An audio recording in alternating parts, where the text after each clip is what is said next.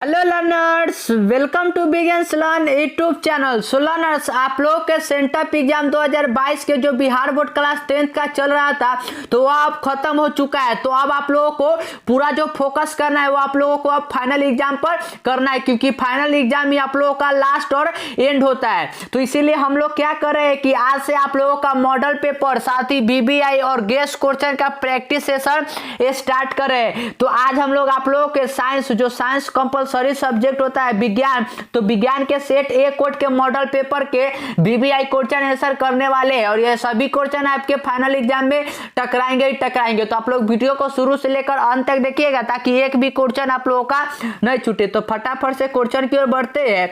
तो साइंस के जो पहले क्वेश्चन की ओर बढ़ते हैं, तो पहला जो क्वेश्चन है ना, वह पहला क्वेश्चन इस प्रकार से है कि हवा निर्वात में प्रकाश की चाल होती है, हवा में प्रकाश की चाल कितना होता है। ठीक है, यही पूछा गया है। तो याद रखिएगा कि जो निर्वात या हवा में जो प्रकाश का चाल होता है ना, वह होता है 3 × 10⁸ मीटर पर सेकेंड। तो right answer option number A हो जाएगा। आप लोग इस प्रकाश के चाल को याद रख लीजिएगा। ठीक है, ये आपके एग्जाम में बार बार पूछा जाता है। क्वेश्चन नंबर 2 की ओर पूछते हैं ना, तो क्वेश्चन नंबर 2 में क्या है, प्रकाश तरंग उदाहरण है। प्रकाश तरंग जो है ना, यह किसका उदाहरण है। ठीक है, पूछा गया कि प्रकाश तरंग कौन सा है। तो आप लोग पढ़ते होइएगा क्या कि प्रकाश तरंग क्या है। तो प्रकाश तरंग एक विद्युत चुंबकीय तरंग है। तो right answer option number B हो जाएगा कि किसका उदाहरण है। तो यह है विद्युत चुंबकीय तरंग का।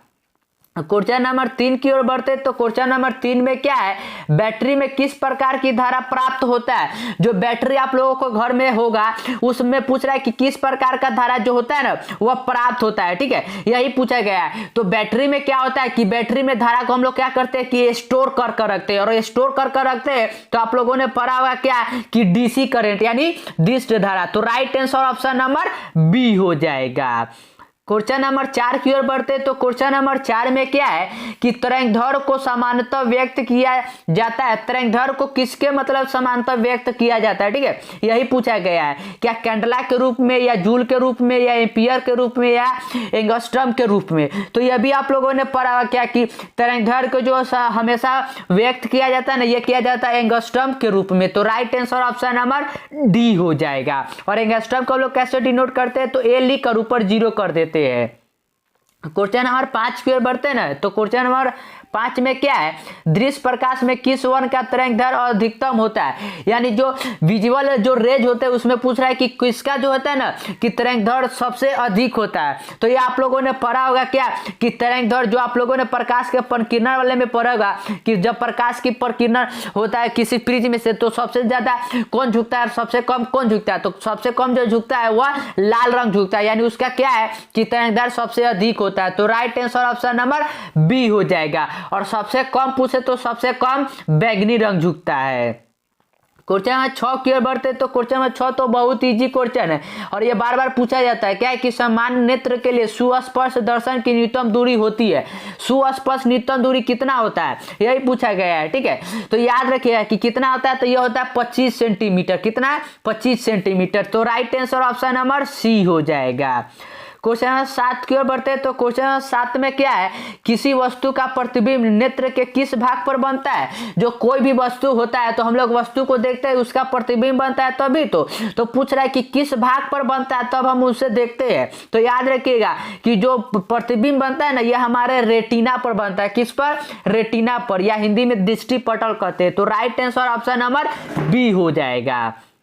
क्वेश्चन नंबर 8 की ओर बढ़ते हैं, तो क्वेश्चन नंबर 8 में क्या है कि 1 HP हॉर्स पावर, HP का मतलब क्या होता है, हॉर्स पावर, अश्व शक्ति बराबर होता है 1 HP बराबर कितना होता है। ठीक है, यही पूछा गया, और यह किसका है, तो यह शक्ति का मात्रक है। ठीक है, तो 1 HP बराबर जो होता है ना, याद रखिएगा कि यह होता है 746 वाट। तो right answer option number A हो जाएगा। आप सभी क्वेश्चन के आंसर को याद करते चलिएगा ताकि एक भी क्वेश्चन को आप लोग अपने एग्जाम में नहीं छोड़ कर आए और सभी को आप लोग बना कर आए। क्वेश्चन नंबर 9 की ओर बढ़ते हैं ना, तो क्वेश्चन नंबर 9 में क्या है कि धारा मापने में किसका उपयोग होता है? धारा मापने में यानी आई जो करंट होता है उसको मापने में हम लोग किसका उपयोग करते हैं? तो ये तो बहुत ही इजी क्वेश्चन है। किसका करते हैं? तो आप लोग जानते हो या कि ए मीटर का करते हैं। तो right answer option number A हो जाएगा। और वोल्ट को मापने के लिए किसका उपयोग करते हैं? तो वोल्ट मीटर का करते हैं। ठीक है, तो right answer option number A हो जाएगा।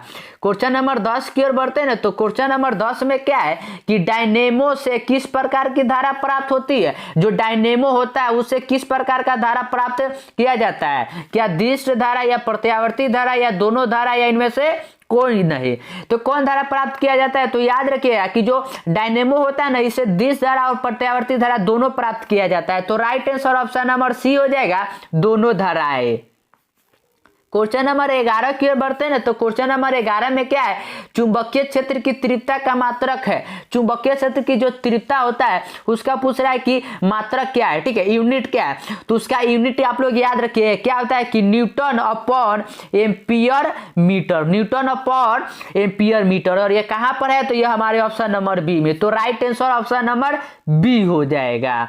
क्वेश्चन नंबर 12 की ओर बढ़ते हैं ना, तो क्वेश्चन नंबर 12 में क्या है कि नाभिकीय ऊर्जा प्राप्त करने हेतु आवश्यक है। जो नाभिकीय ऊर्जा हम लोग प्राप्त करते हैं तो उसके लिए क्या आवश्यक है? तो ये तो बहुत ही इजी क्वेश्चन है, क्योंकि जो तत्व हमें उससे नाभिकीय अभिक्रिया होगा उसी से तो हम लोग प्राप्त करेंगे। और हम लोग जानते हैं कि जो नाभिकीय में हम लोग प्राप्त करते हैं एलिमेंट वो होता है यूरेनियम। तो right answer option number C हो जाएगा, यूरेनियम। क्वेश्चन नंबर 13 की ओर बढ़ते हैं ना, तो 13 में क्या है कि निम्नलिखित में से किस माध्यम में प्रकाश की चाल सबसे अधिक होता है?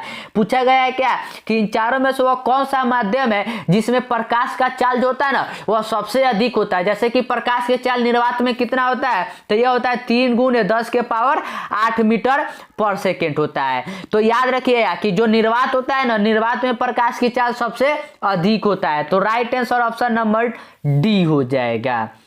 क्वेश्चन नंबर 14 की ओर बढ़ते हैं, तो क्वेश्चन नंबर 14 में क्या है कि दर्पण के सामने किसी भी दूरी पर स्थित वस्तु का प्रतिबिंब साधा प्रतिबिंब होता है तो वह दर्पण है। क्या कर रहा है कि अगर कोई भी मिरर है, ठीक है, अगर उसके सामने अगर वस्तु का प्रतिबिंब सीधा यहाँ पर होगा, ठीक है, सीधा सीधा प्रतीत होता है तो वह दर्पण, वह कौन सा दर्पण होगा? ठीक है, तो याद रखिएगा कि अगर आपका प्रतिबिंब सीधा प्राप्त होता है ना तो वह दो ही दर्पण हो सकता है। एक तो हो सकता है समतल या एक हो सकता है उत्तल। तो right answer option number D हो जाएगा, या तो समतल अथवा उत्तल। क्वेश्चन नंबर 15 की ओर बढ़ते हैं, तो क्वेश्चन नंबर 15 में क्या है कि नई कार्तीय ची परिपाटी के अनुसार दर्पण के सामने रखे गए बिंब की दूरी ली जाती है। यानी क्या है कि जो नई कार्तीय चिन्ह होता है ना, ऐसे वाला आप लोगों ने पढ़ा होगा कि ऊपर का पॉजिटिव नीचे का नेगेटिव। तो उसी के पूछ रहा है कि अगर दर्पण के सामने हो, दर्पण के सामने अगर कोई है तो उसे हम लोग क्या लेते हैं? तो आप लोगों ने पढ़ा होगा कि दर्पण के सामने जो रहता है ना उसे हम लोग नेगेटिव के रूप में लेते हैं। तो right answer option number B हो जाएगा, ऋणात्मक। क्वेश्चन नंबर 16 की ओर बढ़ते हैं, तो क्वेश्चन नंबर 16 में क्या है कि फ्लेमिंग के वाम हस्त नियम के बाएं हाथ की तर्जनी संकेत करती है। तर्जनी जो है ना वो क्या संकेत करता है? तो याद रखिएगा यह चुंबकीय क्षेत्र की दिशा को करता है। किसको करता है? तो चुंबकीय क्षेत्र की दिशा को करता है। क्वेश्चन 17 की ओर बढ़ते हैं, तो क्वेश्चन 17 में क्या है कि गर्म जल प्राप्त करने के लिए हम सौर जल ऊष्मक का उपयोग किस दिन नहीं कर सकते? किस दिन हम लोग नहीं कर सकते? और यह सभी क्वेश्चन आपके एग्जाम में टकराएंगे ही टकराएंगे। अगर आप लोग चैनल पे नए हैं ना तो चैनल को सब्सक्राइब कर लीजिएगा और वीडियो को अपने दोस्तों के साथ शेयर कर दीजिएगा ताकि वो भी अपने फाइनल एग्जाम में जाकर क्वेश्चन को देखते ही सीधा आंसर टिक मार कर आए। तो कौन से दिनों में नहीं है ये संभव है? तो याद रखिएगा कि बादल वाले दिनों में। तो right answer option number B हो जाएगा। क्वेश्चन नंबर 18 की ओर बढ़ते हैं ना, तो क्वेश्चन नंबर 18 में है कि समानांतर क्रम में संयोजित प्रतिरोधों की संख्या घटने के उपरांत संयोजित प्रतिरोध का कुल प्रतिरोध। अगर क्या है कि समानांतर क्रम क्या फॉर्मूला होता है कि 1/RS इक्वल टू होता है 1/R + 1/R2 ऐसे है। तो उसमें पूछ रहा है कि कुल प्रतिरोध जो होगा ना वो क्या होगा? बढ़ेगा, घटेगा या अपरिवर्तित होगा या इनमें से कोई नहीं होगा? तो याद रखिएगा वो क्या होगा कि वो बढ़ जाएगा। क्या होगा? तो बढ़ जाएगा। तो right answer option number A हो जाएगा।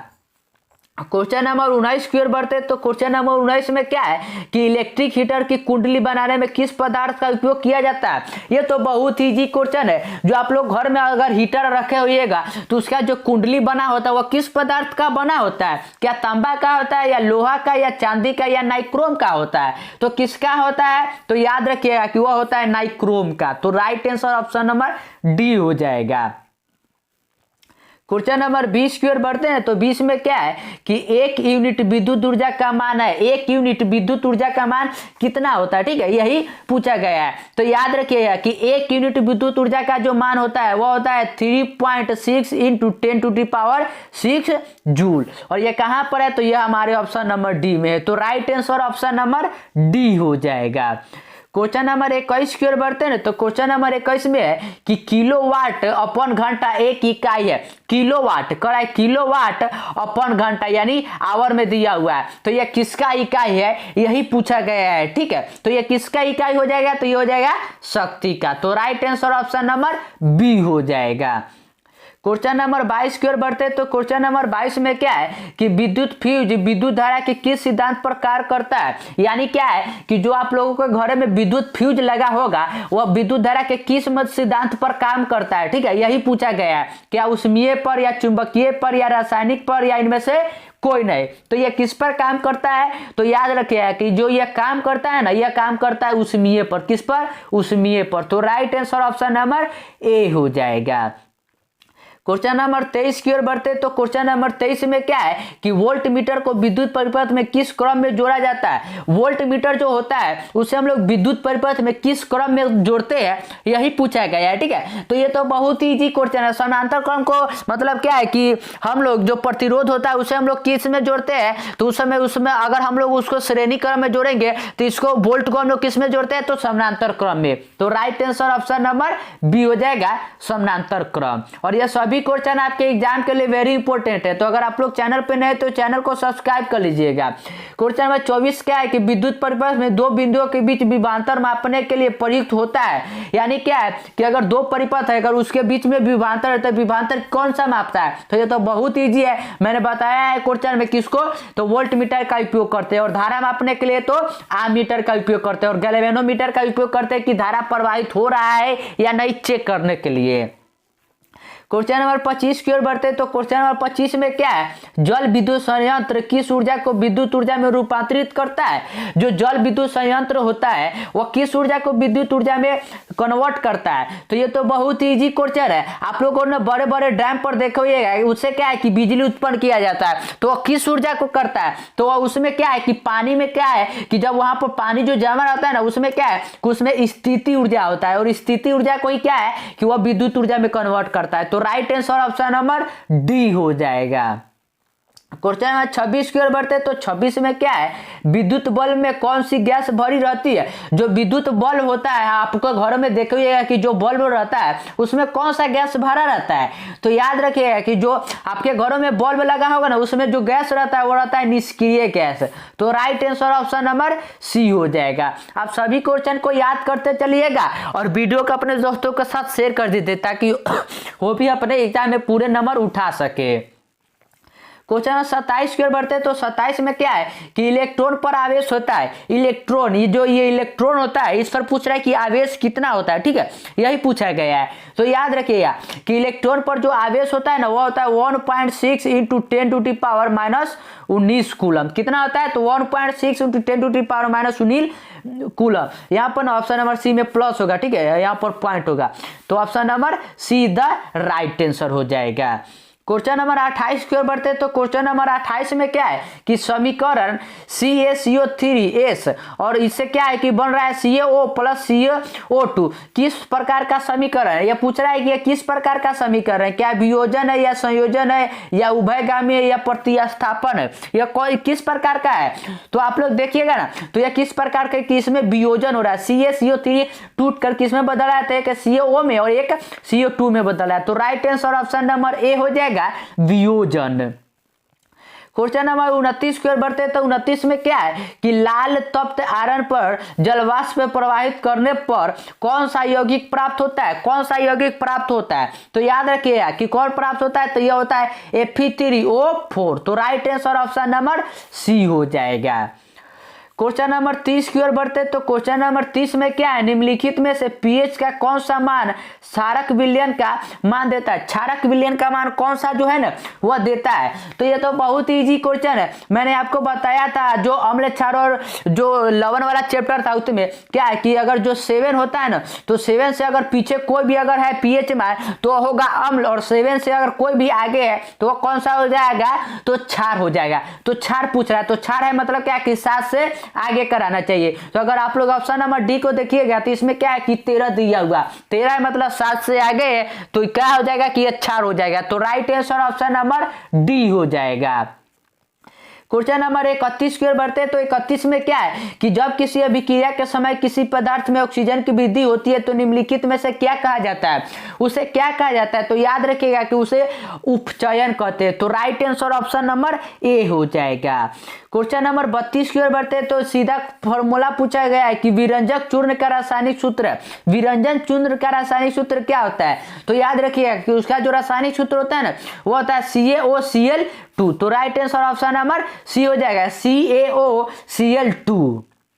क्वेश्चन नंबर 33 की ओर बढ़ते हैं। तो 33 में क्या है कि धातुओं की प्राकृतिक होती है, धातुओं का जो प्राकृतिक होता है वह कैसा होता है? तो याद रखिएगा कि जो धातु होता है ना एलिमेंट उसका जो प्राकृतिक होता है वह होता है विद्युत धनात्मक। कैसा होता है? तो विद्युत धनात्मक। और अधातु का पूछे ना तो याद रखिएगा कि अधातु का होता है विद्युत ऋणात्मक। क्वेश्चन नंबर 34 की ओर बढ़ते हैं। तो क्वेश्चन नंबर 34 में दिया हुआ है क्या कि जिंक तथा सल्फ्यूरिक अम्ल के बीच अभिक्रिया में से कौन सी गैस निकलती है? अगर जिंक जो Zn होता है और सल्फ्यूरिक अम्ल यानी H2SO4 अगर इन दोनों का अभिक्रिया होता है तो कौन सा गैस निकलता है? तो ये तो बहुत इजी क्वेश्चन है। कौन सा गैस निकलता है? तो इन दोनों के जब अति होता है ना अभिक्रिया तो इसे हाइड्रोजन गैस निकलता है। तो right answer option number C हो जाएगा। तो क्वेश्चन नंबर 35 और आज के लास्ट क्वेश्चन की ओर बढ़ते हैं। तो 35 में क्या है, और अभी तक अगर आपने चैनल को सब्सक्राइब नहीं किया तो चैनल को सब्सक्राइब कर लीजिए और अपने दोस्तों के साथ वीडियो को शेयर कर दीजिए।